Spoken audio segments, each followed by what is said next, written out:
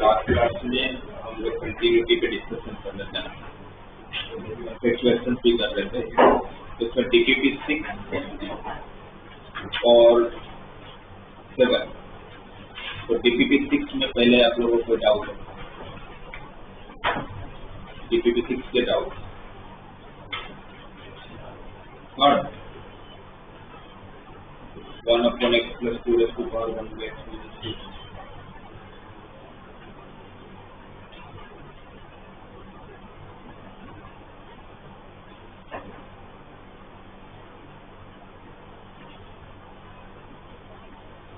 Continuity की condition क्या होती है? RHL = LHL = F(a). और में क्या दिया आपको बोला गया है x ≠ 2 के लिए आपको एक फंक्शन दिया हुआ। तो अगर मुझे 2 के लिए अगर कंटिन्यूटी चेक करना है तो मुझे RHL और LHL चेक करना पड़ेगा। RHL जब चेक करोगे तो RHL क्या होगा आपका? Limit of x → 2 + 1/x + 2⁻1/x - 2। ठीक है। और LHL में भी यही फंक्शन यूज करने की, तो उन्होंने बोला है कि जब 2 नहीं होगा तो आपको यही फंक्शन यूज करना है, 1/x + 2⁻1/x 1 upon x minus 2। तो इसमें क्या करेंगे फिर, आप जैसे 2 अगर यहाँ रखते हो तो 2 minus 2 0 1 by 0 infinite 2 raise to infinite infinite आके हम क्या करते हैं, इनफाइनाइट जब भी आता है तो इनफाइनाइट को हम कैसे भी करके डिवाइड में लेके जाते हैं, है ना। तो इसको अगर इनफाइनाइट को डिवाइड में लेके जाना तो किससे डिवाइड मल्टीप्लाई करोगे, किससे डिवाइड मल्टीप्लाई करोगे, तो इनफाइनाइट के टर्म को उसी से डिवाइड मल्टीप्लाई करोगे ना। तो हम डिवाइड किससे करेंगे, 2 raise to power 1 upon x minus 2 से। उसमें होगा क्या, जैसे 2 प्लस है, अगर आप पूरा प्रोसीजर से जाते हो तो let x equal to 2 plus x tending to 2 होगा तो x टेंडिंग टू 0। तो limit of x tends to 0 1 upon 2 plus s in sorry plus 2 raise to power 2 plus s minus 2। तो क्या बचेगा 1 बाई x, और इसको 0 रखते ही 1 by 0 infinite 2 raise to infinite भी इनफाइनाइट के ऊपर हम किससे डिवाइड कर लेंगे, 2 raise to power 1 by s से इनफाइनाइट से डिवाइड करोगे ना। तो 2 plus s upon 2 raise to 1 by s plus 1 upon infinite 0 something by infinite 0। तो नीचे 0 प्लस 1 बच रहा है, ऊपर 0 बच रहा है, तो आंसर कितना आ गया 0। तो RHS कितना है 0। LHS जब आप चेक करोगे तो LHS के लिए फंक्शन सेम ही होगा, limit of x tending to 2 minus 1 upon x plus 2 raise to power 1 upon x minus 2। और 2 माइनस का मतलब क्या होता है, x 0 2 से थोड़ी छोटी है, x इक्वल टू 2 माइनस है, x किसको अप्रोच कर रहा है 2 को, तो x किसको अप्रोच करेगा 0 को। तो limit of x tending to 0 1 upon 2 minus h plus 2 raise to power 1 upon 2 minus h minus 2। क्या बचेगा भाई, अगर 2 माइनस h रखा तो 2 कट हुआ तो क्या बचा माइनस h, तो 2 raise to power minus 1 by h। ये माइनस आने की वजह से जो पहले मुझे RHS में डिवाइड करना पड़ रहा था वो ऑटोमेटिकली डिवाइड में ही चला गया। नेगेटिव पावर कहाँ जाएगा, डिवाइड में चला जाएगा। तो h को 0 रखा तो 1 बाई 0 इनफाइनाइट 1 अपॉन इनफाइनाइट 0। तो ये पूरा 0 हो गया, बाकी h को 0 रखा तो इसका आंसर कितना है 1 by 2। RHS is not equal to LHS। आप इसको कभी भी कंटिन्यूस बना नहीं सकते, तो इसका आंसर C है। It cannot be continuous at x equal to। अगर RHS और LHS दोनों सेम आता, सपोज मान लेते हैं कि RHS की वैल्यू 1 बाई 2 आती, LHS तो 1 बाई 2 आई था, तो RHS इक्वल टू LHS। अब इसको कंटिन्यूस बनाना होगा तो f of 2 की वैल्यू भी क्या देना चाहिए हमको 1 बाई 2, तो ये आंसर आ जाता है। तो इसमें RHS और LHS सेम नहीं, फंक्शन कंटिन्यूस हो ही नहीं सकता है। फिर 9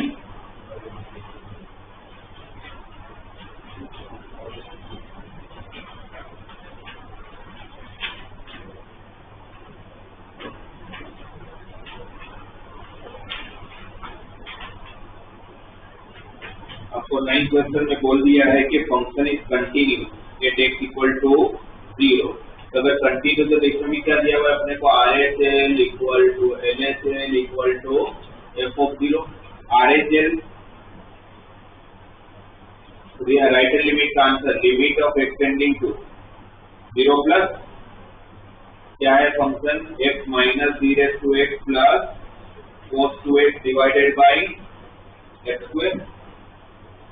तो इसको अगर आप 0 रखते हो, क्योंकि तो बहुत सारे अलग अलग टाइप के फंक्शन अलजेब्रिक भी है, एक्सपोनेंशियल भी है, ट्रिगो भी है, सब कुछ है। या तो फिर मैं सीरीज यूज कर लूँ, और सीरीज अगर यूज नहीं करना है तो अगर आप 0 रखोगे तो ये 0 हो रहा है, e raise to 0 1 cos 0 1 minus 1 plus 1 0, और नीचे भी 0। कौन सा फॉर्म एल उसको यूज कर सकता हूँ, एल उसको यूज करूंगा तो x का differentiate 1 e raise to x का cos 2x का minus sine 2x into 2 x square का 2x। वापस पुट करके देखो, जब आप 0 प्लस पुट करोगे तो e रेज़ टू 0 1 साइन 0 0, तो 1 माइनस 1 0, ये भी 0, तो वापस 0 बाई 0 का फॉर्म करना।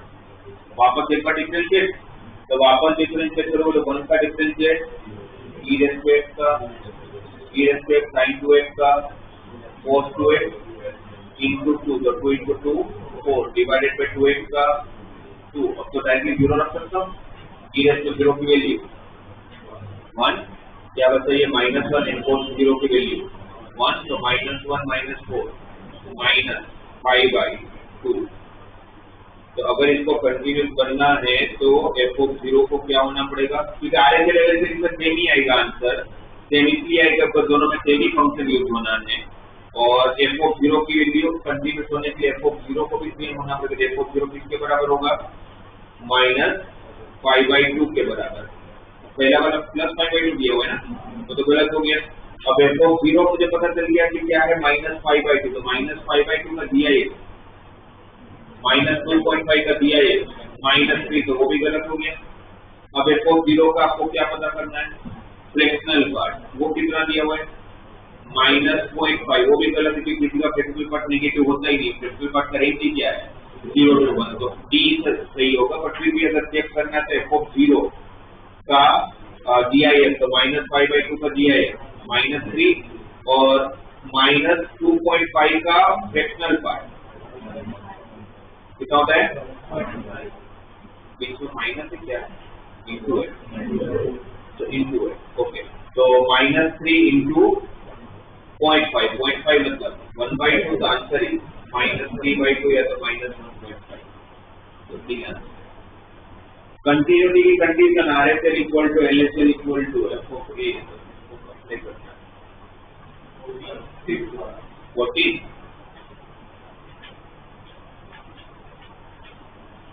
14 वापस पीसवाइज फंक्शन के क्वेश्चन है, पीसवाइज फंक्शन को हटाना पड़ेगा। 14 क्वेश्चन देखो क्या दिया हुआ है, e ऑफ x हम लोगों को दिया हुआ है tan inverse of mod x minus cos inverse of mod x।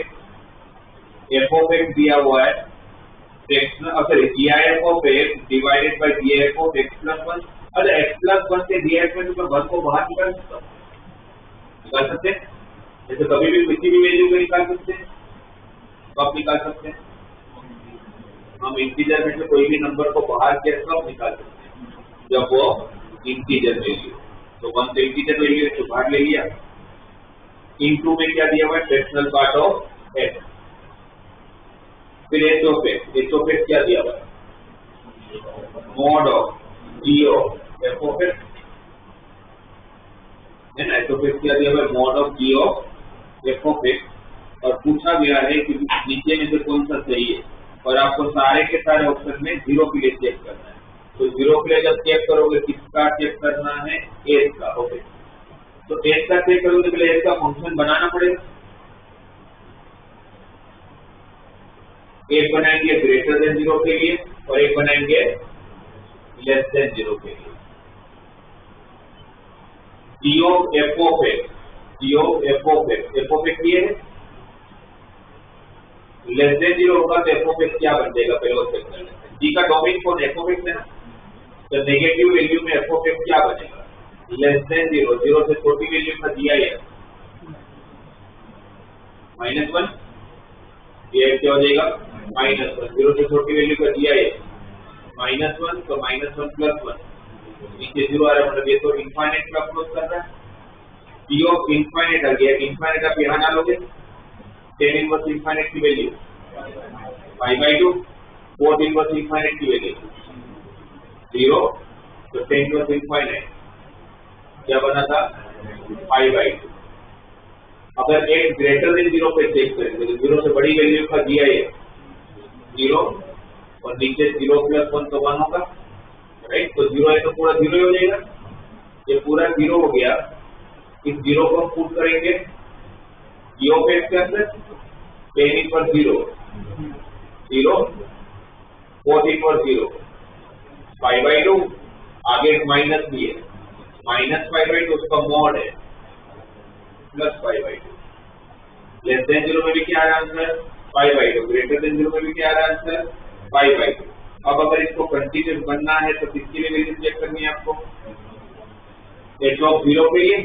जब h ऑफ 0 चेक करोगे, h ऑफ 0 मतलब क्या हो गया, mod of g of f of 0,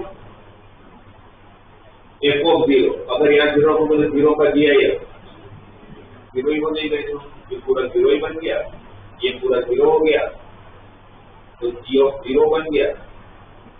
0 रखूंगा तो वापस वही 10 इनवर्स 0 0, 40 इनवर्स 0 5/2, बाहर मोड है तो माइनस 5/2 का मोड प्लस 5/2। तो यहाँ पर तो तीनों सेम आ रहे हैं, अगर कुछ मिस्टेक नहीं की कुछ कैलकुलेशन के रिजल्ट में तो अगर सिंगल कोई की है ना तो 14 का आंसर ए होना चाहिए। क्या दिया है? ए और 14 में ए और सी बराबर है। ए कंटिन्यूस तो मोर देन वन करेक्ट दिया हुआ है, ठीक है। तो ए और सी, ए तो है कंटिन्यूस दिख ही रहा है और लेस देन जब हम आंसर 5/2 करो तो उसका सी ऑप्शन दिया, तो सही है। तो सिंपल सा आपको हटाना है।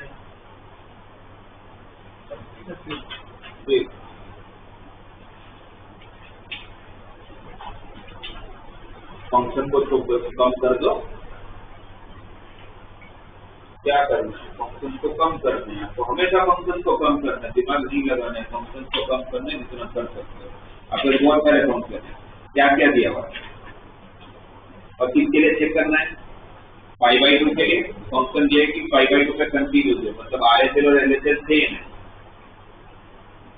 तो 5/2 प्लस फिर वही आंसर आता होगा जो 5/2 माइनस 5। तो दोनों केस में एक ही फंक्शन यूज करना है, 1 minus sine x divided by pi minus 2x का whole square into ln of sine x divided by, नीचे जो ln के साथ अगर आप देखोगे ना तो ln ऑफ 1 प्लस उसके साथ जो तीन शब्द दिखेंगे आपको दिखेगा पाई माइनस 2x का होल स्क्वायर है, pi square minus 4πx plus 4x का किसका परफेक्ट है?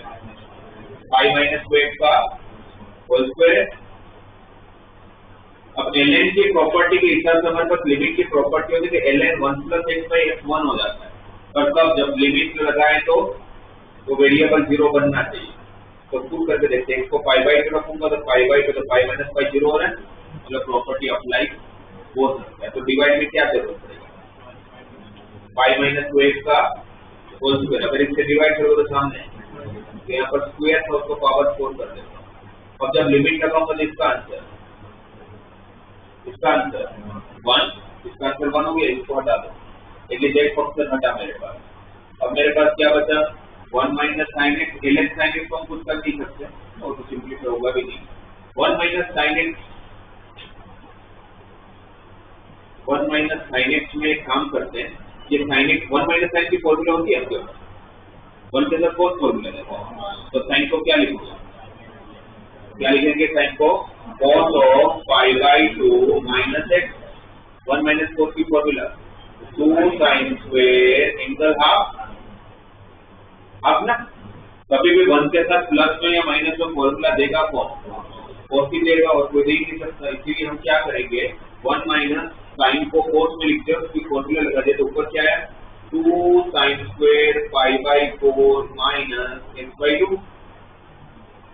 अब अगर मैं x को पाई/2 रख रहा हूँ तो यहाँ पर आप देखोगे एंगल 0 हो रहा है, तो प्रॉपर्टी लग सकती है। प्रॉपर्टी के हिसाब से ये वाला टर्म डिवाइड में होना चाहिए, है ना, ये वाला टर्म डिवाइड में होना चाहिए। आप अगर यहाँ से देखोगे तो पाई माइनस 2x का पावर कितना है? 4 है ना। एक काम कर लो, पाई/4 माइनस x/2 चाहिए, इसको 2 से डिवाइड कर लो और 2 से मल्टीप्लाई कर लो। 2 जब अंदर जाएगा तो क्या होके जाएगा? नहीं 2 से नहीं, क्योंकि अंदर पावर 4 है ना ये, और मुझे स्क्वायर से काम करता हूँ, पाई माइनस 2x का स्क्वायर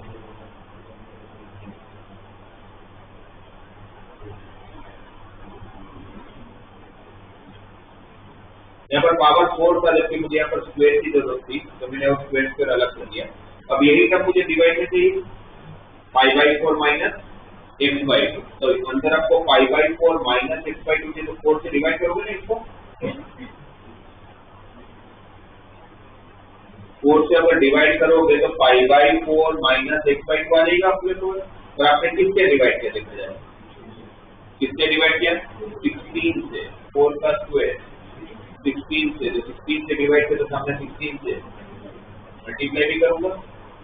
अब जब लिमिट लगाऊंगा तो इसका भी आंसर, इसका आंसर 1, ये भी हट गया, तो और एक फंक्शन आता है। अब ये बचा आपके पास। अब यहाँ पर कोई प्रॉपर्टी नहीं है, तो यहाँ के लिए तो आप क्या कर लो, डायरेक्टली एलोफ्रेंडल अप्लाई कर लो डायरेक्टली। मतलब यहाँ पर भी प्रॉपर्टी लगा सकते हैं, ऐसा नहीं कि प्रॉपर्टी नहीं लगा सकते, क्योंकि एलएनबी में पास प्रॉपर्टी है ना, पर 1 प्लस चाहिए, तो +1 भी करना पड़ेगा और -1 भी करना पड़ेगा। और मेरे हिसाब से ज्यादा इजी था, अभी मैं ध्यान दे रहा हूँ, क्योंकि यहाँ पर 1 - sin ऑलरेडी है ना, कैसे कर ये एलएन है, प्रॉपर्टी लगाना होगा तो साथ में क्या चाहिए आपको 1, तो +1 करूंगा, -1 करूंगा। रूल क्या होता है लिमिट का, कि एलएन के अंदर अगर ये वेरिएबल मतलब ये जो लिमिट है अगर उसको पुट करूंगा तो 0 आना चाहिए। क्या ये 0 हो रहा है? x को 5/2 रखा तो sin 5/2 की वैल्यू 1 1 - 1 मतलब प्रॉपर्टी एप्लीकेबल है। तो डिवाइड में कौन चाहिए, डिवाइड में कौन चाहिए sin x -1, तो sin x -1 से डिवाइड पे, तो sin x -1 से मल्टीप्लाई करना पड़ेगा। यहाँ पर 1 - sin x से आप किससे मल्टीप्लाई कर रहे हो, तो माइनस कॉमन लेके 1 - sin x का होल स्क्वायर बना लो, तो माइनस कॉमन लिया, समझ आया क्यों कॉमन लिया, क्योंकि sin x -1 था, सेम करना था 1 - sin x से माइनस कॉमन लेना पड़ेगा, ये ठीक है। अब फिर जब मैंने 1 - sin x के फॉर्मूला अप्लाई किया था, उसका स्क्वायर भी करना था, तो 1 - sin x का स्क्वायर हो गया, ये 1 - sin x की फॉर्मूला है, इसका स्क्वायर करोगे तो क्या बनेगा 2 का स्क्वायर 4 होगा ना, 4 हो गया। यहाँ पर पावर ऑलरेडी 4 था, यहाँ पर भी 4 होगा, कैसे 4 हुआ, स्क्वायर तो था उसका और एक स्क्वायर, तो पावर 4 हो गया। तो फिर नीचे भी तो पावर 4 ही थे, तो जो अलग करना पड़ा तो अलग भी नहीं करना पड़ेगा। यहाँ पर 4 तो आपने किससे डिवाइड किया, 4/4 से, किससे डिवाइड किया 4/4 से, 4/4 मतलब कितना 2⁸8, 2⁸8 मतलब 256, और यहाँ पर ऑलरेडी 4, अभी इसका भी आंसर 1 हो जाएगा, तो बताइए क्या चाहिए 4/256, 4/256 1/64। तो सबकी प्रॉपर्टी है, बस प्रॉपर्टी लगाते जाओ लगाते जाओ लगाते जाओ, तो आंसर आ जाता होगा। अच्छा ये माइनस जो कॉमन लिया तो लिखना भूलिए, ये माइनस जो कॉमन लिया तो भी है, तो -1/, एयर हॉस्पिटल भी हो जाएगा, बट थोड़ा लेंथी होगा क्योंकि बहुत सारे फंक्शन सिर्फ प्रोडक्ट रूलर सब लगाना पड़ेगा। उसके बाद 9 या 19 तो भी किया 19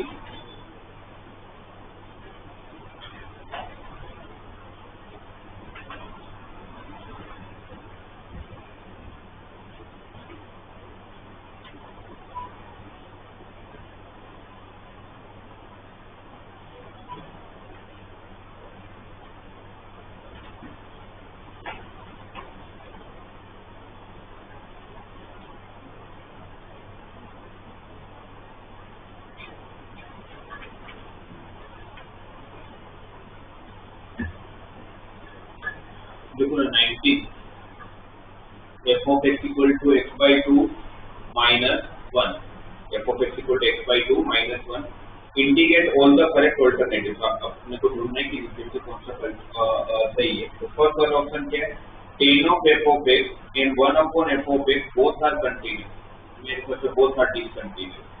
tan of f of x, tan of x/2 minus 1, ये आपका tan of f of x हो जाएगा। क्या tan कंटीन्यूअस फंक्शन होता है, मतलब कौन सी लिमिट में चेक करना वो भी दिया हुआ है 0 to पाई में। tan कंटीन्यूअस होता है, नहीं कि tan डिसकंटीन्यूअस होता है। tan का कंटीन्यूअस पर्टिकुलर लिमिट में होता है, जैसे कोई मुझे बोले कि tan -π/2 से +π/2 के बीच में कंटीन्यूअस होता है, तो हम लोग ये होता है कि जो उसके एसिम्पटोट्स बनते हैं π/2 पे बनता है, -π/2 पे बनता है, तब तक तो कंटीन्यूअस ही है ना। अगर आप tan का ग्राफ देखोगे तो tan में बहुत सारे एसिम्पटोट्स बनते हैं, बट उस एसिम्पटोट्स के बीच में तो कंटीन्यूअस ही है, तो π/2 और -π/2 के बीच में कंटीन्यूअस है। पाई बाय 2 पे और डिसकंटिन्यूस होता है, कौन से टाइप के डिसकंटिन्यूस है, वर्टिकल एसिप्टोट, फिर पाई बाय 2 से 3 पाई बाय 2 में वापस कंटिन्यूस है, फिर 3 पाई बाय 2 में वापस डिसकंटिन्यूस होता है।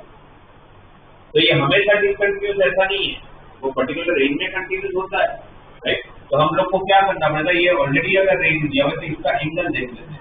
मतलब ये जो tan x/2 - 1 है, तो x अगर 0 से पाई के बीच में है तो x/2 क्या होगा, 0 से पाई/2 के बीच में। उस x/2 में से अगर -1 करोगे तो वो किसके बीच में होगा, -1 से लेके पाई/2 -1। अगर इसको रेडियन में देखें तो पाई/2 मतलब कितना, 1.57, 1.57 -1 -0.57 है ना। तो -1 से लेके कहां पर है, सॉरी प्लस 0.57, -1 से लेके 0.57, -1 मतलब कितना डिग्री,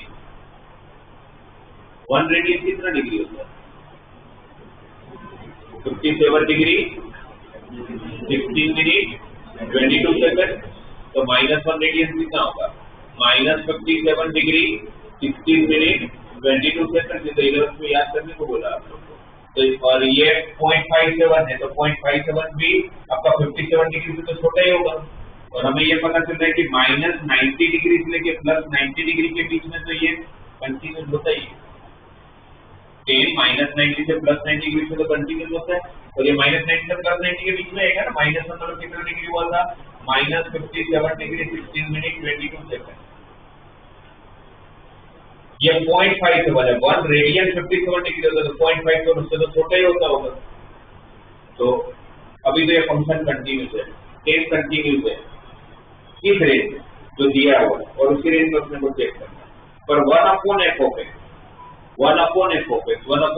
क्या हो जाएगा, तो f(f) अगर मेरे x/2 -1 है तो 1/f(f) क्या होगा, 2/f(2), और 2/x-2 कंटिन्यूस नहीं होता, 2 उसके इनफाइनाइट हो जाएगा, और 2 इस रेंज में है ना। अगर 2 नहीं होता तो चल जाता, पर 2 उसमें है तो ये फंक्शन कंटिन्यूस नहीं है, तो ये तो गलत हो गया। ये तो मैंने आपको tan f(f) समझाया, मैं होता तो समझता ही नहीं कि 1/f(f) दिख ही रहा है कि डिसकंटिन्यूस। फिर b वाला tan of f(f) and 1/f(f) are both discontinuous, ये भी गलत है। c वाला tan f(f) and f inverse x both are continuous, f inverse x, अब आपको इनवर्स ढूंढना आना चाहिए, और इनवर्स ढूंढना हम बहुत बार बात कर चुके हैं। कैसे ढूंढते हैं इनवर्स इसका भी, equal to y, f(f) equal to y, तो f equal to f inverse y, फिर इसको इक्वेट कर तो x/2 equal to y plus 1, तो x equal to twice of y plus 1, दोनों को अगर इक्वेट करूंगा तो f इनवर्स y किसके बराबर आया, ट्वाइस ऑफ y प्लस 1, तो f इनवर्स x किसके बराबर आया, ट्वाइस ऑफ x प्लस 1। क्या twice of x plus 1 continuous होता है, ऑलवेज कंटिन्यूस होता है, तो लाइन है, लाइन थोड़ी ना ब्रेक होता है कहीं। तो f इनवर्स x भी कंटिन्यूस है और tan f(f) भी कंटिन्यूस है। C सही हो गया और D भी सही है। tan f(f) कंटिन्यूस होगा, बट 1/f(f) इज कंटिन्यूस होगा।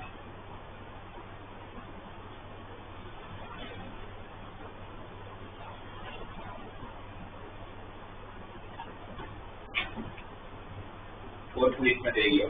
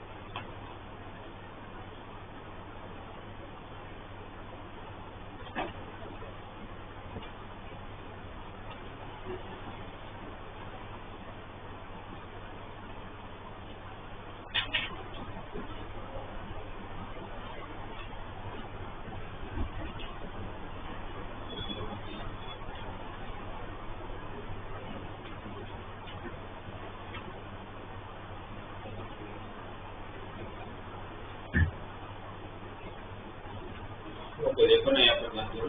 देखो मैंने आप लोगों को इस टॉपिक इस चैप्टर का 2 पार्ट समझा दिया, लिमिट और कंटिन्यूटी। उसका जो नेक्स्ट पार्ट है, क्योंकि आपको मोस्ट ऑफ द क्वेश्चन पूछे रहेंगे ना, तो 90% चांस है कि वो कंटिन्यूटी और डिफरेंशिएबिलिटी दोनों साथ में पूछेंगे, स्पेसिफिकली जब भी एंट्रेंस एग्जाम की बात है, तो लोग उसके हो या जेडब्ल्यू बोल सकते हैं। मोस्टली आपको फंक्शन देंगे और आपको कंटिन्यूस डिसकंटिन्यूस पॉइंट भी ढूंढना होगा, नॉन डिफरेंशिएबल पॉइंट भी ढूंढना होगा, तब डिफरेंशिएबिलिटी समझते हैं। नाम में ये तो समझ में आ रहा है कि ये बोलना चाहिए कि भाई कौन कौन से फंक्शन ऐसे होते हैं जो डिफरेंशिएबल होते हैं। हर फंक्शन का डिफरेंशिएट नहीं कर सकते, राइट? ये तो हर फंक्शन हर पॉइंट पे डिफरेंशिएबल नहीं होता है। हर फंक्शन का डिफरेंशिएट तो कर सकते बट हर पॉइंट पे नहीं कर सकते। तो हमें ये ढूंढना है कि कोई भी फंक्शन कहाँ पर डिफरेंशिएबल होगा, कहाँ पर नॉन डिफरेंशिएबल होगा, तो पता कैसे चलेगा? तो पहले उसको समझने के लिए डिफरेंशिएशन देखा क्या है हमने, थोड़ी डिफरेंशिएशन। तो आपको कुछ भी डिफरेंशिएशन क्या है तो क्या बोलते हैं हम लोग? Rate of change. Rate of change क्या है? What is rate of change? भाई रेट ऑफ चेंज बराबर है, बट रेट ऑफ चेंज क्या है? Changing dependent variable with respect to independent variable. जैसे y है अगर मेरा फंक्शन, तो y डिपेंड अपॉन x, तो y में होता चेंज x के होते हुए चेंज के रिस्पेक्ट में जब मेजर किया जाता है तो उसको क्या बोलते हैं? Rate of change. मेरे पास अगर कोई फंक्शन है f ऑफ x नाम का, तो इस f ऑफ x की वैल्यू में चेंज कब होगा? तो बोला जाता है f of x equal to sine x है, इस f of x equal to sine x है, तो sine x f of x की वैल्यू में चेंज कब होगा? जब x चेंज हो रहा होगा। मतलब किसी का भी आउटपुट किस पे डिपेंड करेगा? इनपुट में। अगर मैंने x में अगर प्लस है जितना चेंज किया, तो ये फंक्शन क्या बन जाएगा? f of x plus x। Old value क्या था? f of x। New value क्या है? f of x plus x। तो चेंज कितना हुआ? चेंज कितना हुआ? तो पहले f ऑफ x था, अभी अगर f of x plus x, तो चेंज कितना हुआ? f of x plus x minus f of x, new value minus old value पर। ये चेंज दिखेगा क्यों मुझे? ये चेंज क्यों हो रहा है? ये चेंज हो रहा है, सही बात है, पर चेंज क्यों हो रहा है? क्योंकि हमने इनपुट में चेंज किया। वो इनपुट में कितना चेंज हुआ? पहले कितना था? पहले कितना था? अब कितना है? तो आपका चेंज कितना हुआ? न्यू वैल्यू x प्लस है, और ओल्ड वैल्यू माइनस है। x की वैल्यू का चेंज है ना, ये किसका आया दिखा आप लोग को? x की वैल्यू का चेंज और ये फंक्शन की वैल्यू का चेंज। तो फंक्शन में होते हुए चेंज किसके रिस्पेक्ट में? x में होते हुए चेंज को उसी को हम क्या बोलते हैं? Rate of change, right? और ये मेथड कितनी भी बार होता है, कितनी बार होता है तो बनी, तो आप लोगों को रेट ऑफ चेंज क्या होता है? ये x और x कैंसल, x की वैल्यू क्या नहीं हो सकती? जीरो। x जीरो नहीं हो सकता, उसको लिखते कैसे? इसी को हम फर्स्ट प्रिंसिपल ऑफ डिफरेंशिएशन बोलते हैं। हमारा फर्स्ट प्रिंसिपल ऑफ डिफरेंशिएशन क्या होता है? f of x equal to limit of x tending to 0 f of x plus x minus f of x by x। अभी थोड़े दिन पहले जब एरो स्टूडेंट चालू करता तब मैंने सारे इनवर्स का डेरिवेटिव करके दिया था, तब भी इसी को यूज किया था, राइट? मतलब डिफरेंशिएशन के अंदर जितनी भी चीजें बनी हुई है वो सारी चीजें बनी कहाँ से? फर्स्ट प्रिंसिपल ऑफ डिफरेंशिएशन की हेल्प से। सब कुछ कहाँ से बना है? फर्स्ट प्रिंसिपल ऑफ डिफरेंशिएशन की हेल्प से, राइट? इसके बहुत सारे एप्लीकेशन। आप जब एप्लीकेशन एओडी पढ़ना चालू करेंगे तो इसमें कम से कम 7-8 एप्लीकेशन पढ़ेंगे। ठीक है, तो हम बातें करते आ रहे हैं, जैसे इंक्रीजिंग की रूटीन हमने बात कर लिया, मैक्सिमम मिनिमम बात कर लिया, सारी बातें की, पर डिटेलिंग में सब बात करेंगे। अब इसका जियोमेट्रिकल एप्लीकेशन की बात करते हैं। ये भी कभी ना कभी बात हुआ है। सपोज ये मेरे पास एक फंक्शन है, यहाँ पर एक पॉइंट है, point A, coordinate of point A is x, f of x। ये का कोऑर्डिनेट क्या है? x, f of x। यहाँ पर कोई पॉइंट b है, यहाँ पर कोई पॉइंट b है। अब a से b पे जाओ तो कुछ तो चेंज होगा। सपोज यहाँ पर डोमेन कितना है, मतलब x कोऑर्डिनेट कितना है? x। यहाँ पर कुछ चेंज होके सपोज x प्लस है, कुछ तो फर्क होगा। अगर यहाँ पर x अगर x प्लस है तो y क्या होगा? f of x plus H function कौन है? f ऑफ ये a और b को, ठीक है पॉइंट। अब a और b को मैंने ज्वाइन कर लिया तो मुझे क्या मिला? ए बी को ज्वाइन किया तो हमें क्या मिल रहा है? ए बी लाइन को क्या बोलते हैं? एक है लाइन को क्या बोलते हैं? भाई किसी फंक्शन को कोई भी लाइन जब 2 पॉइंट पर कट करते हैं उसको क्या बोलते हैं? ए बी को क्या बोलते हैं? क्या बोलते हैं? कोई भी कर्व होता है उसको कोई भी लाइन 2 पॉइंट क्या बोलते हैं? कोड। तो इसको क्या बोलते हैं? कोड नहीं पता तुम लोगों को? कोड बोलते हैं इसको। तो कोई भी लाइन कोई भी कर्व को 2 पॉइंट पर कट करते उसको क्या बोलते हैं? तो ए बी कौन है? कोड है। अब मुझे उस कोड का स्लोप फाइंड करना है। थोड़े टाइम में मैं भूल जाऊंगा। मैं कोड है तो कोड का स्लोप कैसे निकालते हैं? कोई भी लाइन का स्लोप कैसे निकालते हैं? y2 minus y1 divided by x2 minus x1। x plus x में शिफ्ट जाएगा तो s बचेगा। अभी ये क्या मिल रहा है हमें? कोड का स्लोप। अभी क्या मिलेगा? कोड का स्लोप। कोई पूछे कि कोड और टेंजेंट में क्या फर्क होता है तो हम सिंपल में ये बोल सकते हैं कोड 2 पॉइंट से पास होता है, टेंजेंट 1 पॉइंट से पास होता है। अब मुझे कोड को टेंजेंट बनाना है। मतलब कोड is basically approaching to tangent. कोड किसको अप्रोच कर रहा है? टेंजेंट। अगर कोड अगर टेंजेंट को अप्रोच करे तो पक्की बात है कि ये जो आप लोगों का एवी कोड है उसको अब टेंजेंट बनना होगा। तो जो गैप था पहले ए और बी का वो कम होते जाना पड़ेगा। पहले ये गैप था, फिर ये गैप हो जाएगा, फिर ये गैप हो जाएगा। फिर एक टाइम ऐसा आएगा कि बी पॉइंट पहले यहाँ से यहाँ पहुंचा, फिर बी पॉइंट यहाँ पहुंचा, फिर बी पॉइंट खुद यहाँ पहुंच जाएगा। तो अगर इस कोड को टेंजेंट बनाना है तो फिर बी को किसको अप्रोच करना पड़ेगा? ए को बी किसको अप्रोच करता होगा? ए को। दोनों को सेम पॉइंट हो जाना पड़ेगा। तो बी अगर ए को अप्रोच कर रहा है तो एक्स प्लस एच किसको अप्रोच करेगा? बी अगर ए को अप्रोच कर रहा है तो एक्स प्लस एच किसको अप्रोच करेगा? एक्स को। एक्स प्लस एच अगर एक्स को अप्रोच करेगा तो एच किसको अप्रोच करेगा? जीरो को। एक्स प्लस एच अगर एक्स को अप्रोच करेगा तो एच किसको अप्रोच करेगा? जीरो को। तो एच अगर जीरो को अप्रोच करेगा, जब एच जीरो को अप्रोच कर रहा होगा तब तक आपका कोड किसको अप्रोच कर रहा होगा? एच जब जीरो को अप्रोच कर रहा है मतलब बी ए को अप्रोच कर रहा है। बी ए को अप्रोच कर रहा है तो मतलब ये दोनों पॉइंट सेम हो रहे हैं, दोनों पॉइंट सेम हो रहे थे। कोड क्या बन रहा है आपका? टेंजेंट। और एच जीरो को अप्रोच करो उसको लिखेंगे कैसे? Limit of. तो जब मैं इसमें limit of h tending to zero apply करूं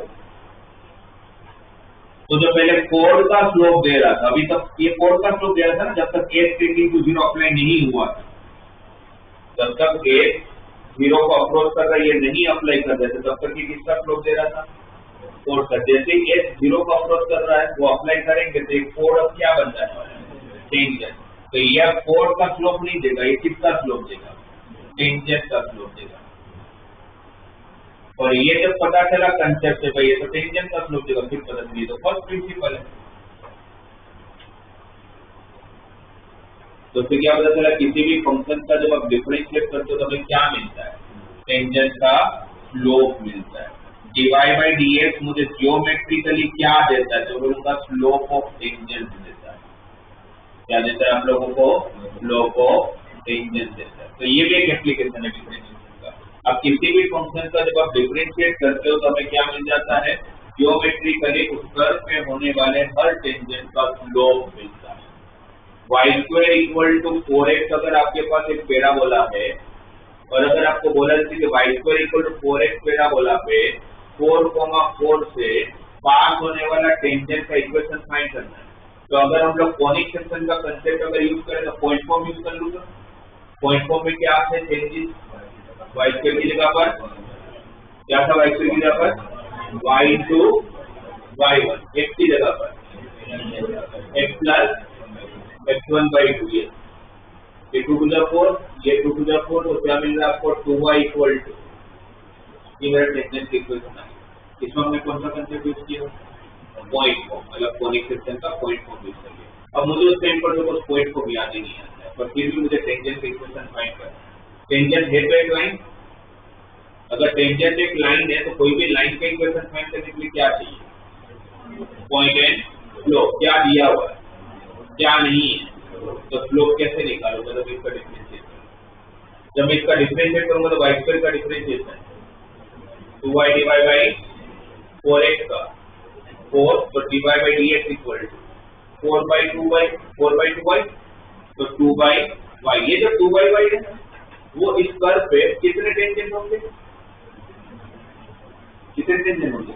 इनफाइनाइट। वो हर टेंजेंट का स्लोप यही हर एक, हर पॉइंट पे ड्रॉ किया हुआ टेंजेंट का स्लोप यही होने वाला है। पर पॉइंट जब यहाँ से यहाँ जाएगा तो उसका y कोऑर्डिनेट बदल जाएगा ना, और आपका स्लोप किस पे डिपेंड कर रहा है? y कोऑर्डिनेट पे डिपेंड कर रहा है। तो 4,4 पे जो टेंजेंट बन रहा होगा उसका स्लोप चाहिए, तो मुझे y की जगह पर 4 रखना पड़ेगा। y को 4 रखा तो 2/4, तो इस टेंजेंट का, इस पर्टिकुलर टेंजेंट का स्लोप कितना गया? 1/2। पॉइंट पता है, स्लोप पता है। y minus y1 equal to m into x minus x1, cross multiply करोगे तो 2y minus 8 equal to x minus 4, तो 2y equal to x plus 4 minus 8 equal तो प्लस 8 हो जाएगा। यहाँ पर देखो मुझे वही निकलता, अभी तो मैं यही करूंगा, मैं यही करूंगा। तो अगर ये याद नहीं आता फिर भी मुझे टेंजेंट का स्लोप चाहिए तो क्या करूंगा? तो मेरे पास और एक अप्रोच है, क्या? डिफरेंशिएट। जब डिफरेंशिएट करूंगा तो मुझे क्या मिलता है? टेंजेंट का स्लोप मिलता है। ये क्लियर है? ज्योमेट्रिकल एप्लीकेशन अगर बात करें तो किसी का भी जब आप डिफरेंशिएट करोगे तो आप लोगों को क्या मिलेगा? टेंजेंट का स्लोप मिलेगा।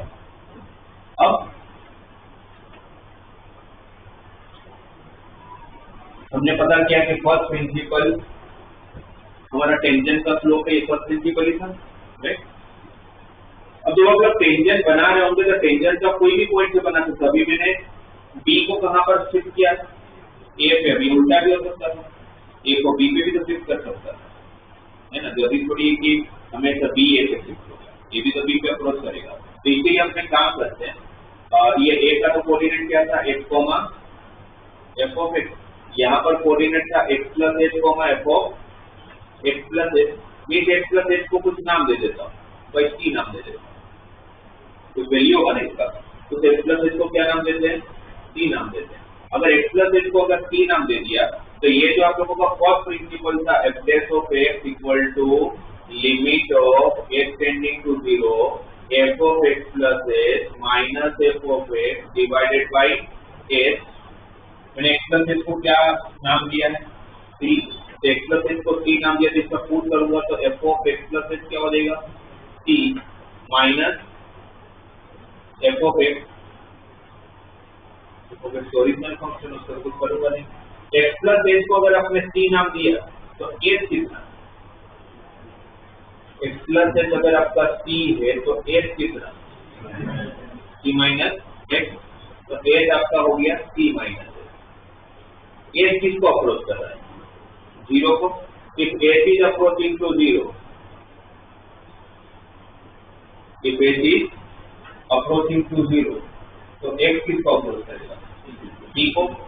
then x is approaching to t, तो यहाँ पर h टेंडिंग टू 0 की जगह पर अब क्या सब्स्टिट्यूट करूंगा? Limit of x tends to t।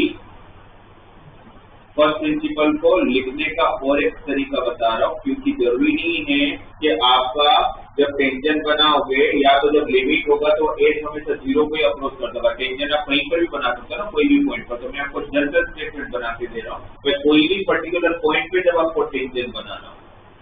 इसलिए मैंने x प्लस h को क्या नाम दे दिया? t। वही सब सब्स्टिट्यूट किया, x प्लस h को t रखा।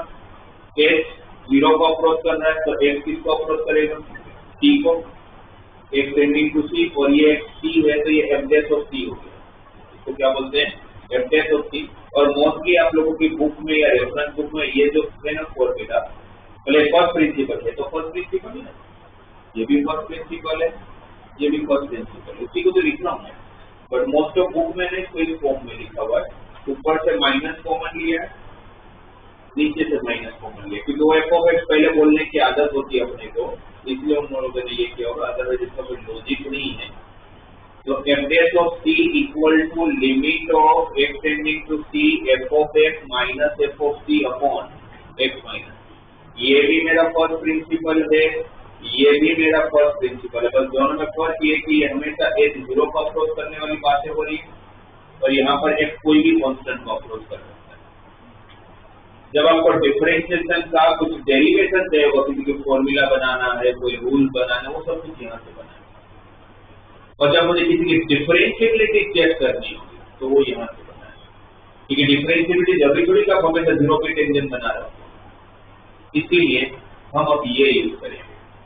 x टेंड्स टू c का मतलब क्या होगा? x किसको अप्रोच कर रहा है और क्या नहीं हो सकती? c नहीं हो सकता। और क्या नहीं हो सकता? c नहीं हो सकता। तो फिर क्या हो सकता है? c नहीं हो सकता तो फिर क्या हो सकता है? c प्लस और c माइनस। जो c प्लस है ना उसको बोला जाता है right hand derivative. c plus को क्या बोला जाएगा? जैसे कंटिन्यूटी में हम क्या बोलते थे? c प्लस को राइट हैंड लिमिट, वैसे c प्लस को क्या बोलेंगे? Right hand derivative. तो राइट हैंड डेरिवेटिव क्या बनेगा आपका? Limit of x into c plus f of x minus f of c upon x minus. और x c नहीं होगा तो इसका मतलब या तो c प्लस होगा या तो c माइनस होगा। c माइनस को बोला जाएगा left hand derivative. c minus को क्या बोलेंगे? Left hand derivative. Limit of x tending to c minus f of x minus f of c upon x minus. इसके दो पार्ट है, एक c प्लस एक c माइनस। c प्लस का मतलब क्या हुआ? c से नेबरहुड वैल्यू इमीडिएटली बड़ी वैल्यू है ना। c प्लस का मतलब क्या है कि c से इमीडिएटली बड़ी वैल्यू। ये हमें देता क्या है? ये क्या देता है आपको? फर्स्ट प्रिंसिपल क्या देता है? डिफरेंशियल क्या देता है? नहीं, रेट ऑफ चेंज तो हो गया, वो तो मेजर उसका हो गया, वो तो मेन डिफरेंस हो गया। उसके छोटे छोटे फ्रैक्शन में क्या देता है? टेंजेंट का स्लोप। जो हम किसी जियोमेट्रिकली बात कर रहे हैं तो क्या देता है? टेंजेंट का स्लोप। ये और ये एक ही है, सिर्फ लिखने का तरीका को बदला है। तो ये क्या देता है? कोई पूछे तो क्या बोलोगे? टेंजेंट का स्लोप। क्या देता है? टेंजेंट का स्लोप। तो टेंजेंट का अगर स्लोप देता है तो ये भी टेंजेंट का स्लोप ही दे रहा है। बट कौन से पॉइंट पर? c से इमीडिएटली बड़ी वैल्यू। सपोज यहाँ पर कोई पॉइंट है c प्लस नाम का, वहां से मैंने एक टेंजेंट बनाया, उसके स्लोप की बात हो रही है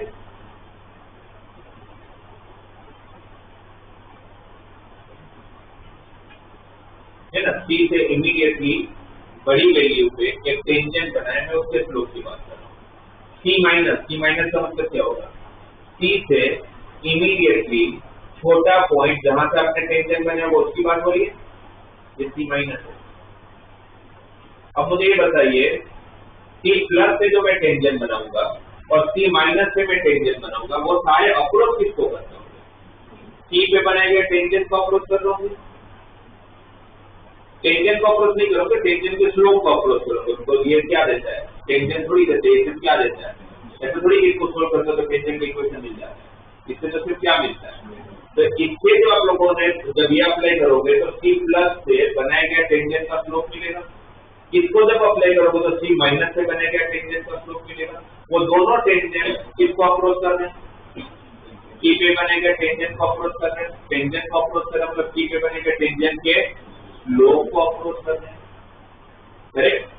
अब अगर आप अब कहीं पर भी अगर मैं सोल्व कर रहा हूं तो मेरा राइट हैंड डेरिवेटिव और लेफ्ट हैंड डेरिवेटिव अलग अलग मिला, तो इसका मतलब क्या होगा? इसका मतलब क्या होगा? ये किसको अप्रोच कर रहा था? ये किसको अप्रोच कर रहा है?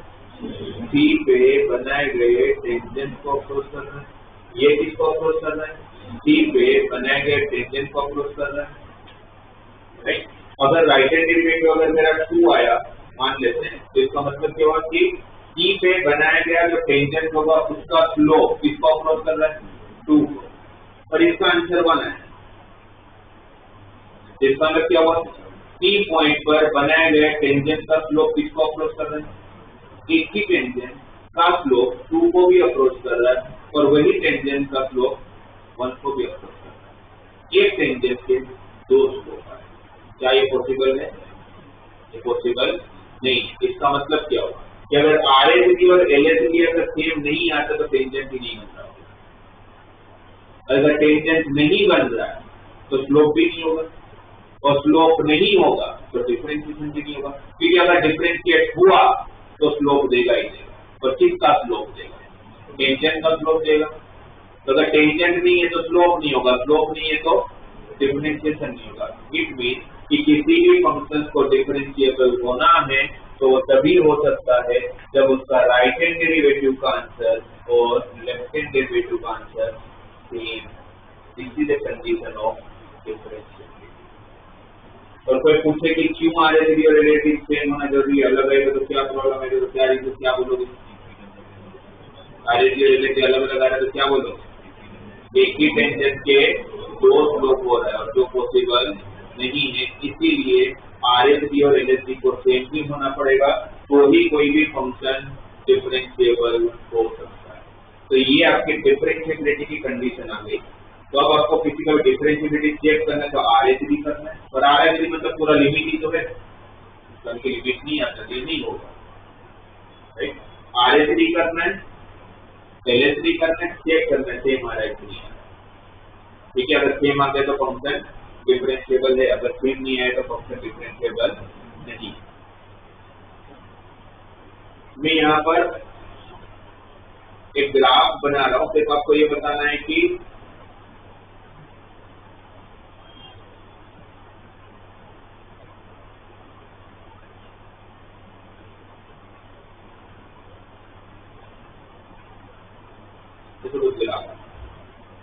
चलते रहता है, ठीक है? आपको ये कोई फंक्शन है f(x), इसका ग्राफ बना लिया, आपको सिर्फ ये बताना है कि ये फंक्शन कितनी जगह पर डिफरेंशिएबल नहीं है। ग्राफिकली आपको क्या दिख रहा है, कितनी जगह पर ये फंक्शन डिफरेंशिएबल नहीं है, कितने पॉइंट पर, कितने पॉइंट पर ये फंक्शन डिफरेंशिएबल नहीं है।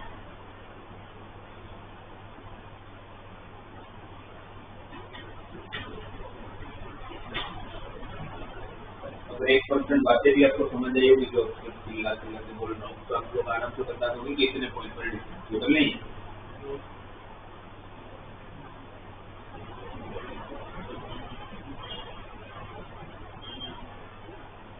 कितने पॉइंट पर डिफरेंशिएबल नहीं है? दो।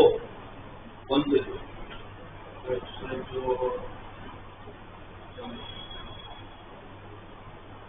कौन से?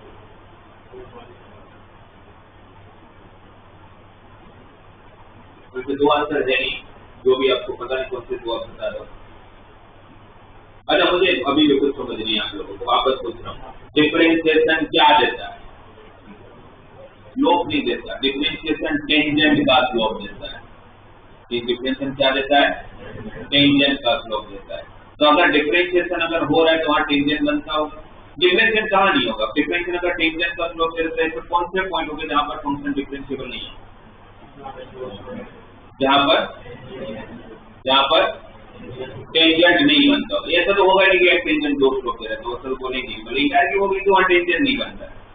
तो डिफरेंशिएबल कहाँ नहीं होगा?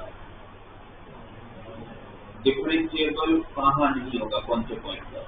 जहाँ पर टेंजेंट नहीं बनेगा, जहाँ पर टेंजेंट नहीं बने, क्योंकि टेंजेंट नहीं बनेगा तो ही स्लोप नहीं होगा, और स्लोप नहीं होगा तो ही डिफरेंशिएशन नहीं होगा। अगर टेंजेंट बना तो स्लोप होगा, स्लोप होगा तो डिफरेंशिएशन होगा, क्योंकि डिफरेंशिएशन ही टेंजेंट का स्लोप।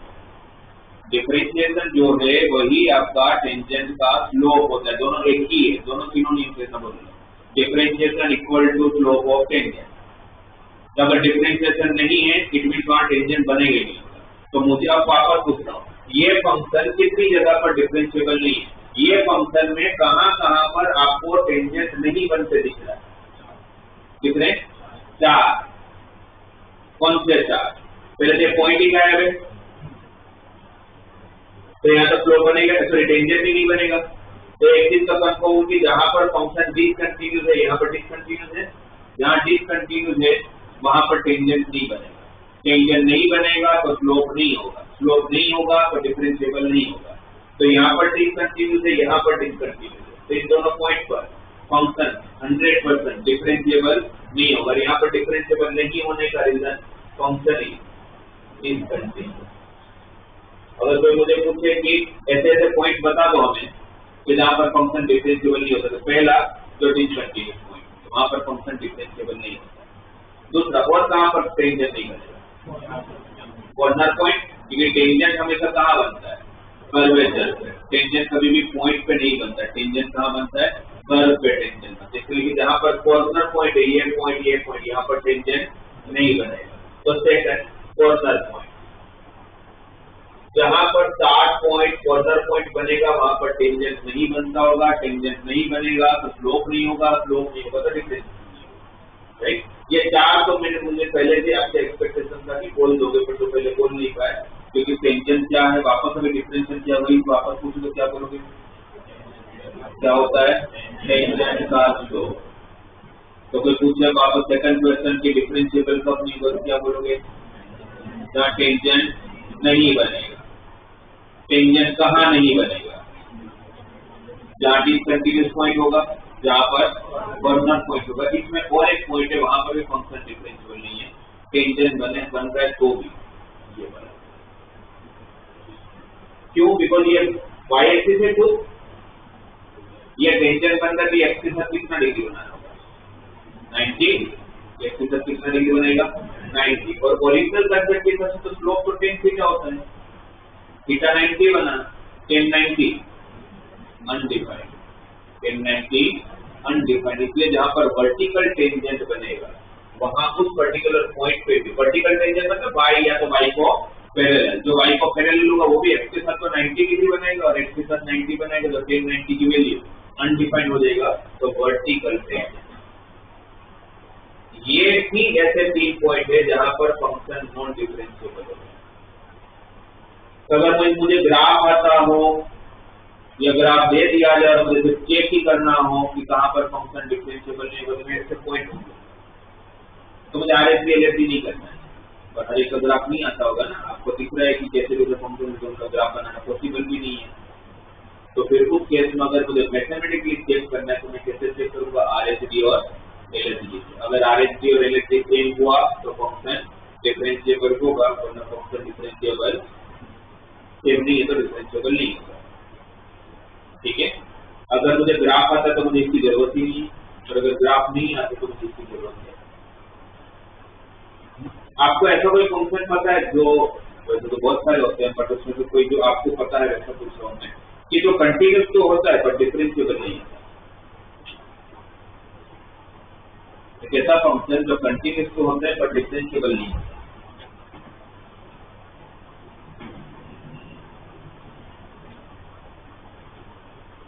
ऐसा फंक्शन जो कंटिन्यूअस होता है पर डिफरेंशिएबल नहीं होता, कौन सा? Mod. Yes, mod. Mod continuous होता है, पीसवाइज फंक्शन देखिए तो फंक्शन कंटिन्यूअस होता है, कौन?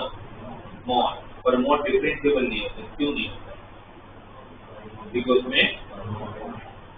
में कॉर्नर पॉइंट बनता है। मॉड का ग्राफ कैसा होता है? वी शेप का, तो वी शेप में कॉर्नर पॉइंट बनेगा ही ना। मॉड अकेले, मॉड मतलब ऐसा होता है, बहुत सारे फंक्शन होते हैं, बट मॉड पीसवाइज फंक्शन में मॉड एक अकेला ऐसा फंक्शन है जो कंटिन्यूअस होता है पर डिफरेंशिएबल नहीं होता है। बोर्ड में अभी बात है, लास्ट ईयर ऐसा पूछा था, पता नहीं किसी पूछा है गुजरात बोर्ड में, बट ऐसा क्वेश्चन था कि एक ऐसा फंक्शन बताओ जो कंटिन्यूअस तो होता है और 3 पॉइंट पर, एग्जैक्टली 3 पॉइंट पर डिफरेंशिएबल नहीं होता। तो बेवकूफ बच्चों को आई नहीं था, क्या होता है? आप बोलोगे आप तो बेवकूफ को नहीं होता, आप लोग बता रहे हैं, तो बताओ मुझे ऐसा फंक्शन जो कंटिन्यूअस है पर एग्जैक्टली 3 पॉइंट पर डिफरेंशिएबल है। और अभी मैंने आपको हिंट दे दिया,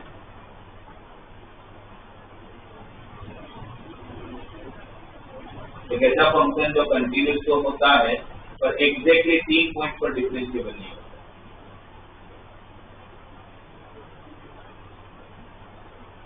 तो अभी तो बात हो गई हमारी, आंसर बता चुका हूँ।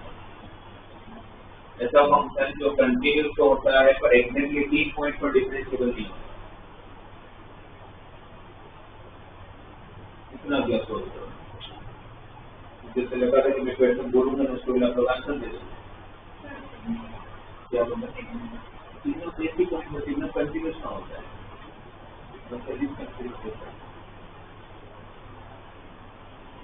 कंटिन्यूस होता है पर डिफरेंशिएबल नहीं होता। अच्छा चलो नॉर्मल 3 पॉइंट छोड़ो, फंक्शन कंटिन्यूस होता है डिफरेंशिएबल नहीं होता, अगर ऐसे नॉर्मल बताना तो क्या बोलोगे? Mod x. मॉड एक्स कहाँ पर डिफरेंशिएबल नहीं होता? जहाँ पर कॉर्नर पॉइंट कहाँ बनता है? 0 है, जहाँ पर मॉड के अंदर का फंक्शन 0 बनता है। सही है। तब आपको पूछना ऐसा फंक्शन बताओ जो कंटिन्यूस तो होता है बट एग्जैक्टली 3 पॉइंट पर डिफरेंशिएबल नहीं होता।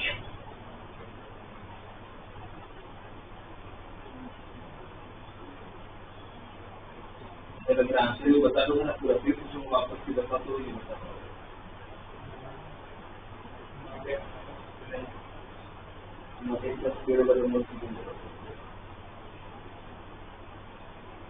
एक ऐसा फंक्शन है, मैं आपको इनफाइनाइट बता सकता हूँ, मैं आपसे एक ही पूछ रहा हूँ। मैं आपको इनफाइनाइट ऐसे फंक्शन बता सकता हूँ कि जो कंटिन्यूस होता है पर 3 पॉइंट पर डिफरेंशिएबल नहीं है। 3 पॉइंट पर, 4 पॉइंट पर, 5 पॉइंट पर, मैं हर चीज बता सकता हूँ, वो भी इनफाइनाइट फंक्शन। आपको मुझे एक बताना है और उसका पूरा हिंट दे चुका हूँ, मतलब आंसर दे चुका हूँ मैं आपको कि ये है फंक्शन। क्या होगा?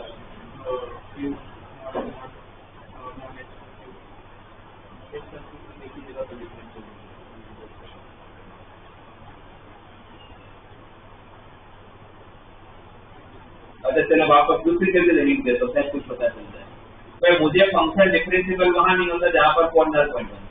मैं एक ऐसा फंक्शन सोच लूंगा जिसमें 3 कॉर्नर पॉइंट बनते हैं। कौन सा? मॉड साइन एक्स से 3 पॉइंट पर डिफरेंशिएबल। मॉड साइन सही बात है, डिफरेंशिएबल नहीं होता पर वो इनफाइनाइट पॉइंट पर डिफरेंशिएबल उसका। और फिर रेंज सोचना पड़ेगा आपको कौन सा रेंज से लेके रेंज तक। इससे लिखना दिमाग लगाओ, उससे तो इजी है कि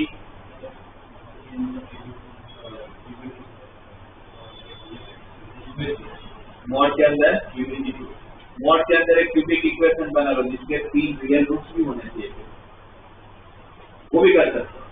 मॉड के अंदर मैंने एक क्यूबिक इक्वेशन बना लिया, मॉड के अंदर x - 1 * x - 2 * x - 3 डाल दिया।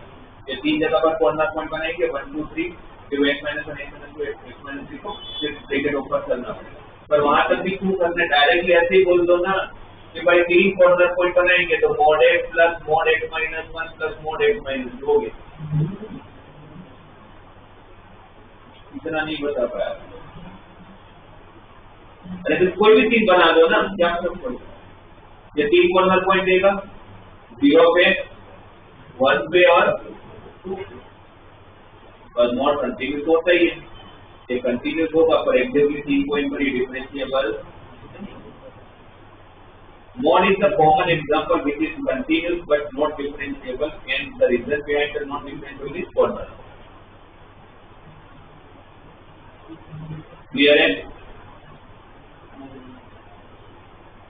पहले ये एक बार लिख लो, फिर मैं आप लोग को एक बार इसको अप्लाई करना है।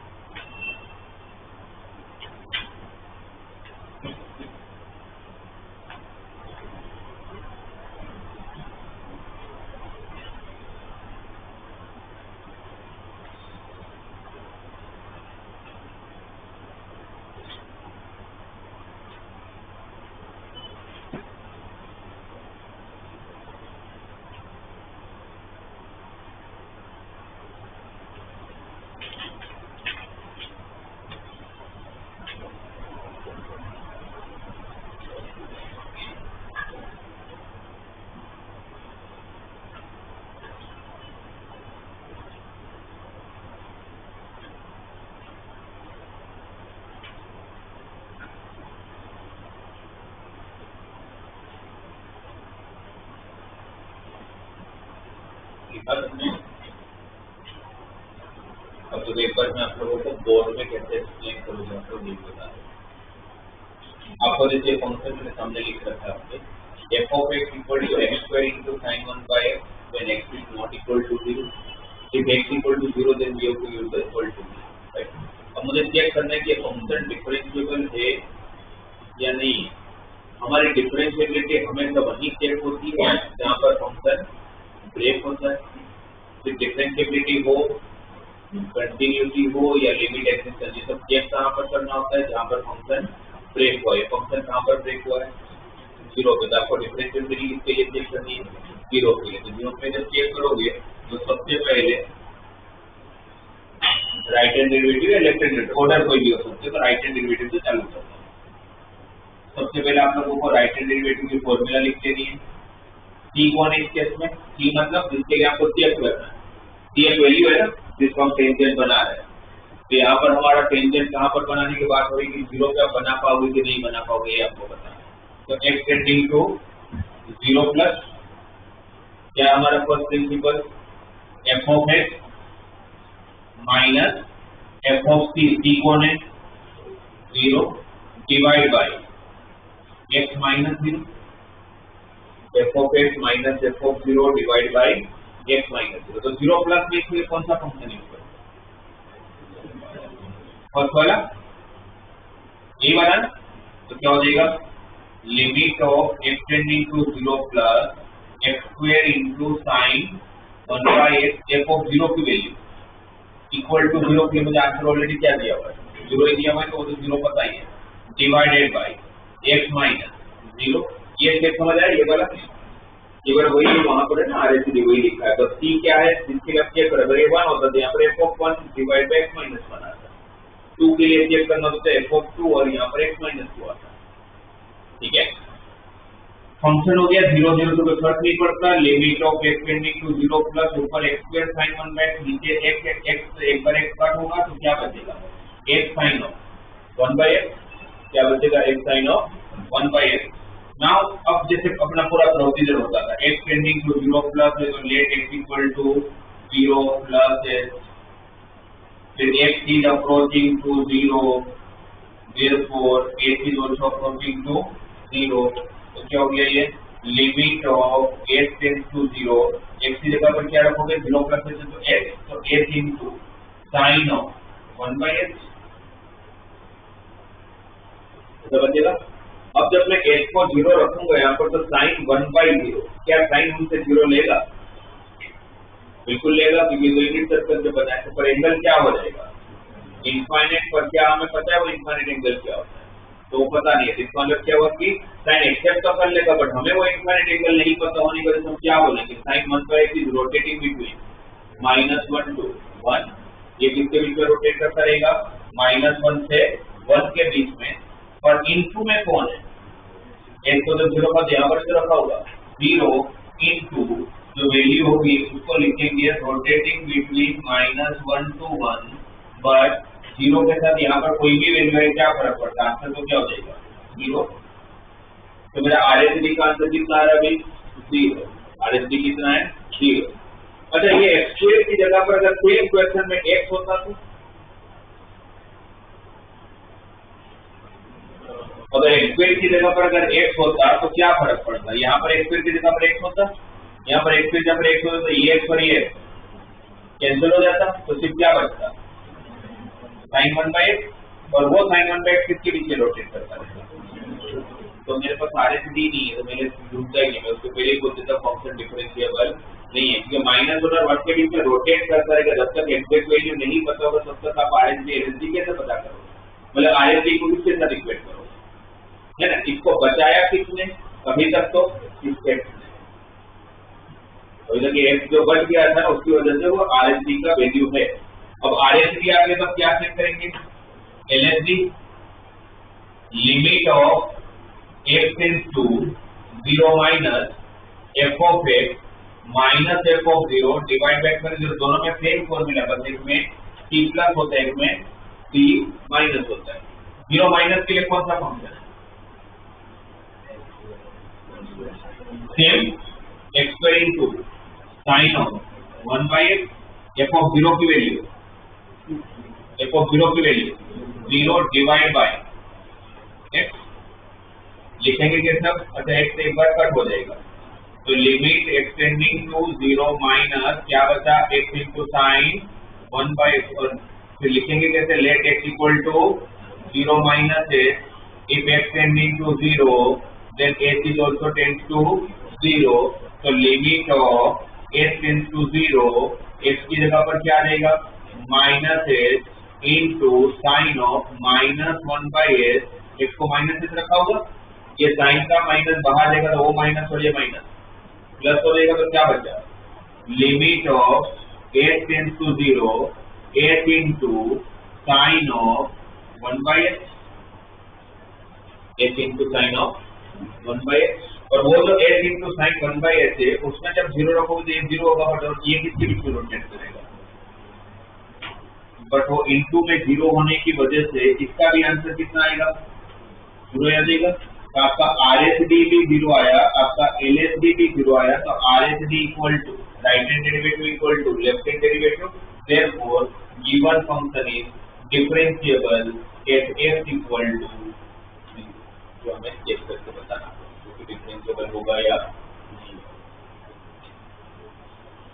अच्छा पूरा अगर जो हमारा चेन है, लिमिट एग्जिस्टेंस, उसके बाद कंटिन्यूटी, उसके बाद डिफरेंशिएबिलिटी, जिस फंक्शन का लिमिट एग्जिस्ट करता है वो कंटिन्यूस होना जरूरी है, जिस फंक्शन का लिमिट एग्जिस्ट करता है क्या वो कंटिन्यूस होगा हमेशा, आरएसएल इक्वल टू एलएसएल होने से हम ये थोड़ी बोल सकते कि फंक्शन कंटिन्यूस होगा, पर जो फंक्शन कंटिन्यूस होगा उसका लिमिट एग्जिस्ट है, जो फंक्शन कंटिन्यूस होगा वो डिफरेंशिएबल होगा जरूरी है, मॉड कंटिन्यूस होता है पर डिफरेंशिएबल, पर जो डिफरेंशिएबल होगा वो कंटिन्यूस डिफरेंशिएबल है हर पॉइंट पर, इसका मतलब कि हर पॉइंट पर टेंजेंट बनता है, हर पॉइंट पर टेंजेंट बनता है तो कहीं पर डिफरेंशिएबल हो ही नहीं सकता क्योंकि हर पॉइंट पर तो टेंजेंट बनता है, इसीलिए अगर मुझे कभी भी लिमिट एक्जिस्टेंस, कंटिन्यूटी और डिफरेंशिएबिलिटी तीनों चेक करना होगा, मैं सबसे पहले डिफरेंशिएबिलिटी चेक कर लूंगा, अगर फंक्शन डिफरेंशिएबल हो गया तो फिर ना मुझे कंटिन्यूटी चेक करना है कि वो होगा ही, ना मुझे लिमिट एक्जिस्टेंस चेक करना कि वो भी होगा, है ना, लिमिट एक्जिस्ट करेगा तो जरूरी नहीं है कंटिन्यूस होगा, कंटिन्यूस है तो जरूरी नहीं है कि डिफरेंशिएबल होगा,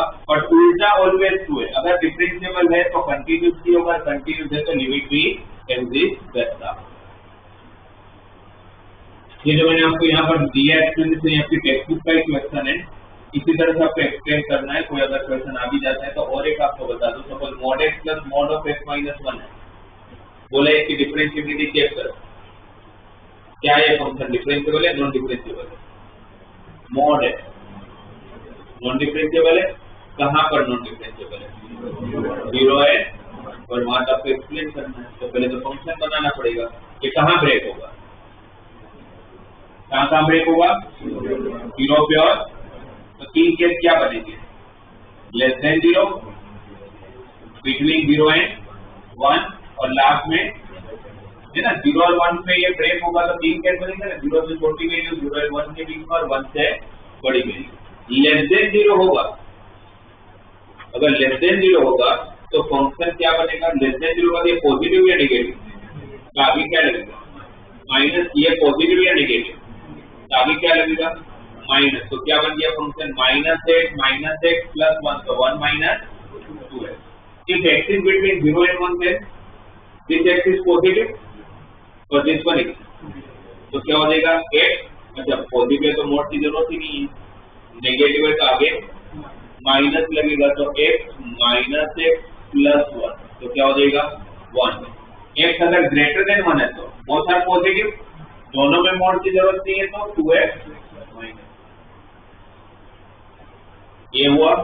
ग्राफिकली हमें पता ही है कि ये फंक्शन डिफरेंशिएबल नहीं होगा, कहाँ पर 0 पे भी डिफरेंशिएबल नहीं होगा और 1 पे भी डिफरेंशिएबल नहीं होगा, कोई रीजन पूछे तो क्या बोलोगे क्यों डिफरेंशिएबल नहीं होगा, क्योंकि 0 1 पे क्या बनने वाला है, कॉर्नर पॉइंट, क्योंकि 0 1 पे क्या बनने वाला है, कॉर्नर पॉइंट, और अगर हमें एक्सप्लेन करना है तो पहले फंक्शन बनाएंगे, फंक्शन बनाने के बाद हम लोग पहले x इक्वल 0 के लिए चेक कर लेते हैं, 4x इक्वल 0, आरएसडी कैसे लिखोगे,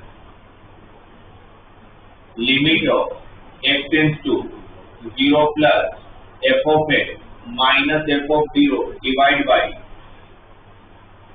x minus 0 f of x minus f of c divide by x minus c। 0 plus के लिए कौन सा फंक्शन? 0 प्लस के लिए कौन सा फंक्शन?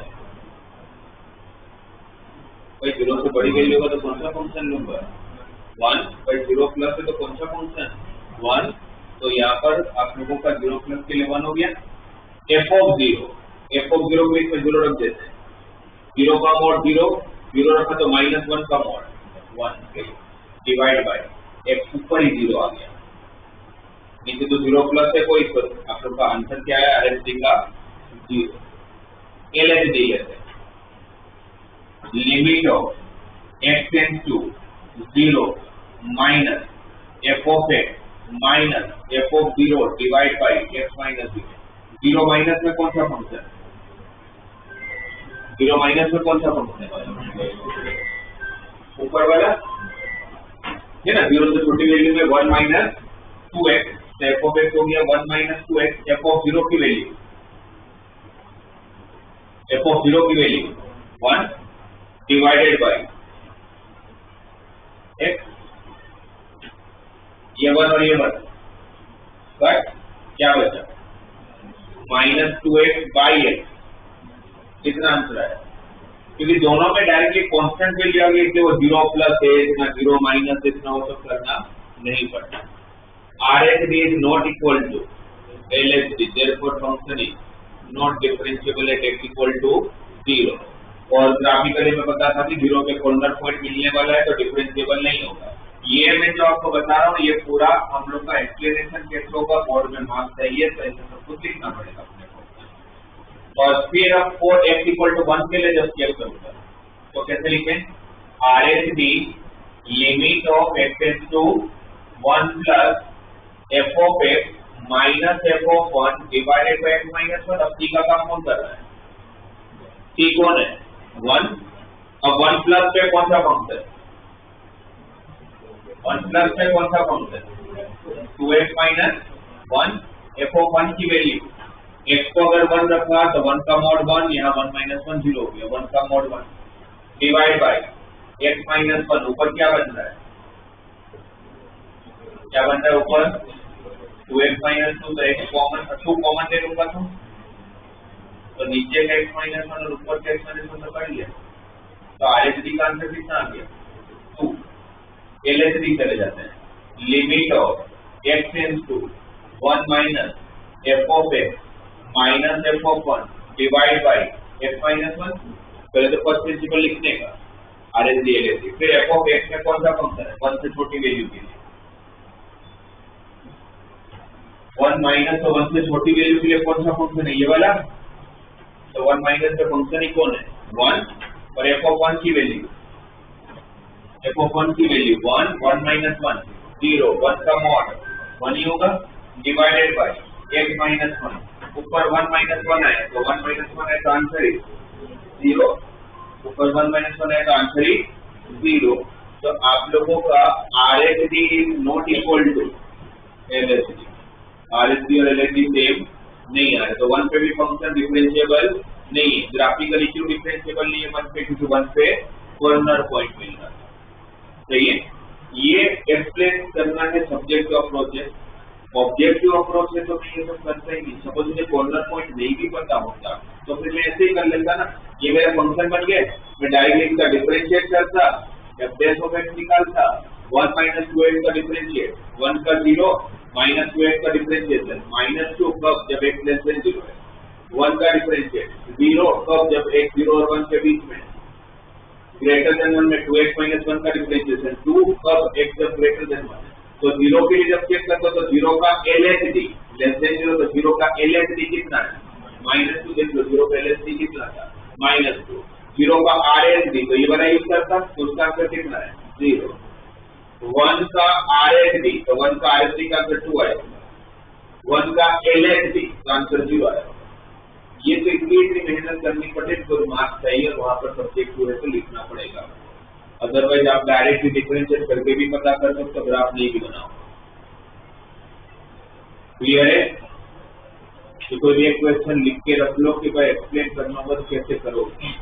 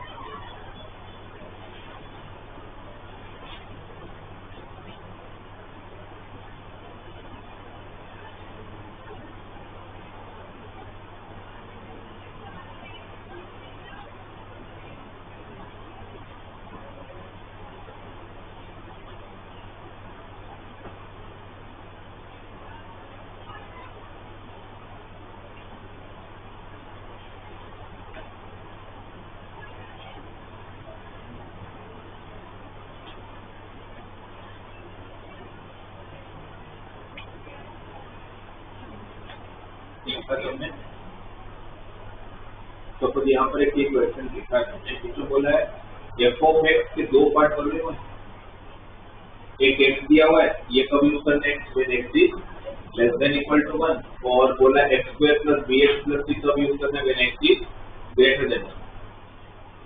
अब क्वेश्चन क्या दिया, एक तो होता है कि मुझे कंटिन्यूटी डिफरेंशिएबिलिटी चेक करना, एक होता है कि दे रखा, तो जैसे इस क्वेश्चन में दिया हुआ है कि function is differentiable at x equal to 1, function is differentiable at x equal to 1, then find the value of Pn। तो कैसे करने का आप लोगों को, अब मैं इसको ऑब्जेक्ट 2 के हिसाब से मैं आपको डायरेक्टली बता रहा हूँ, सब्जेक्ट होगा तो लिखना पड़ेगा। जब भी आप लोगों को दिया है कि डिफरेंशिएबल है, तो कोई भी फंक्शन डिफरेंशिएबल कब होगा, पहली कंडीशन। अब वो तो मेरी कंडीशन होगा R H equal to L H D. पर मुझे पूछे कि फंक्शन अगर डिसकंटिन्यूस है तो क्या वो कभी भी डिफरेंशिएबल हो सकता है? अगर ये फंक्शन अगर 1 पे डिसकंटिन्यूस होता तो क्या डिफरेंशिएबल हो सकता था? हो ही नहीं सकता। डिफरेंशिएबल कौन कौन से पॉइंट पर नहीं होता? कौन से 3 पॉइंट बताए? नॉन डिफरेंशिएबल पॉइंट, फिर कॉर्नर पॉइंट, फिर वर्टिकल टेंजेंट। तेरे पक्की बात है कि जब तक फंक्शन कंटिन्यूस नहीं होगा तब तक फंक्शन डिफरेंशिएबल नहीं हो सकता। तो अगर ये दिया हुआ है कि फंक्शन डिफरेंशिएबल है, मतलब इंडायरेक्टली ये तो नहीं रखा है कि फंक्शन कंटिन्यूस तो है ही। तो पहले क्योंकि कितने अननोन है आपके पास, तो दोनों की वैल्यू फाइंड करना है। तो R H D equal to L H D से काम नहीं बनेगा, क्योंकि R H D equal to L H D से आपको एक रिलेशन मिलेगा। आपके पास दो अननोन है तो कितने रिलेशन चाहिए? 2 रिलेशन। तो कोई भी फंक्शन डिफरेंशिएबल कब होगा, जब वो पहले तो कंटिन्यूस होगा। तो पहले तो ये कंडीशन हम लगा लूंगा, R H L equal to L H L equal to f of 1, और ऑब्जेक्ट में तो डायरेक्टली पुट करूंगा आर एच एल, तो ग्रेटर देन 1 के लिए वाला फंक्शन, तो डायरेक्टली इसको 1 पुट करूंगा तो आंसर क्या आएगा 1 प्लस बी प्लस सी। एल एच एल 1 से छोटा फंक्शन ये वाला है, इस पर डायरेक्टली x की जगह पर 1 रख दूंगा, x को 1 रख दिया, f ऑफ 1 भी वही होगा तो 1 ही होगा। कोई भी फंक्शन डिफरेंशियल होगा तो स्टार्ट कहाँ से करने का, कंटिन्यूटी से चालू करने का, कंटिन्यूटी होगा तभी डिफरेंशियलिटी की बात जाएगी। तो ये 1 1 कट हो गया, पहले रिलेशन क्या मिल गया, b + c = 0, एक रिलेशन हो गया और एक रिलेशन। तो अब मैं लूंगा RHD = LHD और ऑब्जेक्ट पे लिखना मेरा तो जरूरत नहीं है, डायरेक्टली डिफरेंशिएट कर लूंगा, x का डिफरेंशिएट तो मेरा LHD कितना मिल गया मुझे 1, RHD इसका डिफरेंशिएट करूंगा 2x + b, bx का b, c का 0। फंक्शन डिफरेंशिएबल है, मतलब RHD = LHD गिवन है। RHD कौन है, 2x + b, LHD कौन है, सॉरी 2x + b, x की जगह 1 भी रख दूंगा ना, तो 2 + b और LHD कौन है 1, तो b कितना मिल गया -1। अब ये जो b = -1 मिला उसको यहाँ रख दूंगा, तो b को -1 रखूंगा तो c की वैल्यू। तो डिफरेंशिएबिलिटी पे जाओगे उससे पहले कंटिन्यूटी से रिलेशन बनाना और फिर कंटिन्यूटी से रिलेशन आएगा, डिफरेंशिएबिलिटी से कुछ नहीं करने का, उसको सॉल्व करना है। ठीक है, एक क्वेश्चन इसको प्रैक्टिस करते हैं। मैंने कंसेप्ट सारे बता दिए आप लोग, पहले तो कंटिन्यूटी का और जो 7 CPP है उसको कंप्लीट करो।